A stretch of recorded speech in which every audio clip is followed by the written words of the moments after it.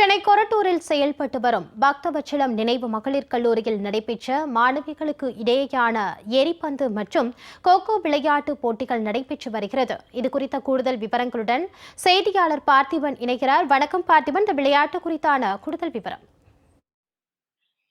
மாலதி, சென்னை கொரட்டூரில் செயல்பட்டு வரக்கூடிய பக்தவாச்சலம் நினைவு மகளிர் கல்லூரியில ஸ்ரீமதி பத்மாவதி கல்லூரிகளுக்கு இடையான மாபெரும் மகளிருக்கான எரிபந்து மற்றும் கொக்கோ விளையாட்டு போட்டிகள் தற்போது நடைபெற்று வருகிறது. அதன் நேரடி காட்சி தான் தற்போது நம்ம பார்த்து வருகிறோம். இந்த விளையாட்டு நிகழ்ச்சியில சிறப்பு விருந்தினராக சென்னை பல்கலைக்கழகத்தைச் சேர்ந்த விளையாட்டு இயக்குனர் மகாதேவன் மற்றும் பக்தாச்சலம் கல்லூரியின் துணை தலைவர் டாக்டர் மரகதமணி அவர்களும் மேலாண்மை இயக்குனர் வருண் கிருஷ்ணன் அவர்களும் கலந்து கொண்டு சிறப்பிக்கின்றனர். மேலும் கல்லூரி முதல்வர்கள் மற்றும் ஆசிரியர்களும் கலந்து கொண்டிருக்கிறார்கள். கொக்கோ விளையாட்டு ஒரு இந்திய விளையாட்டாக பார்க்கப்பட்டிருக்கூடிய நிலையில இந்த விளையாட்டு களத்தில் உள்ள 9 வீரர்களும் தொட்டுப்புறம் போவதும் எதிரி வீரரின் ஆட்டமாக பார்க்கப்பட்டிருக்கிறது.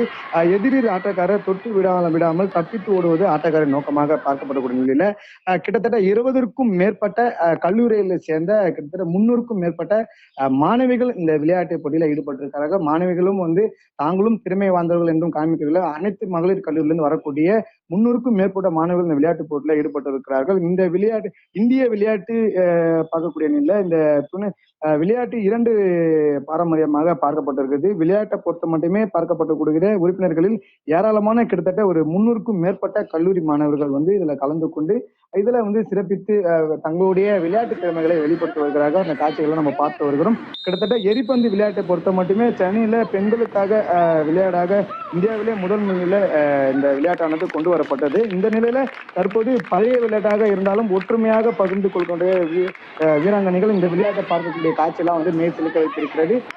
பல்வேறு கல்லூரியிலிருந்து வரக்கூடிய கல்லூரி மாணவர்கள் ஒற்றுமையாக அந்த விளையாட்டில் ஈடுபட்டு தற்போது அந்த வெற்றி பெற்றவர்களுக்கு பதக்கங்களும் வழங்கப்பட்டிருக்கிற நிலையில தங்களுடைய மகிழ்ச்சிகளை தொடர்ந்து வெளிப்படுத்தி வரக்கூடிய நிலையில ஏராளமான கல்லூரி மாணவர்கள் இந்த சென்னை பக்தாச்சலம் மகளிர் கல்லூரியில ஈடுபட்டு இந்த விளையாட்டுப் போட்டியில் கலந்து கொண்டிருக்கிறார்கள் என்பது குறிப்பிடத்தக்கது. மாலதி,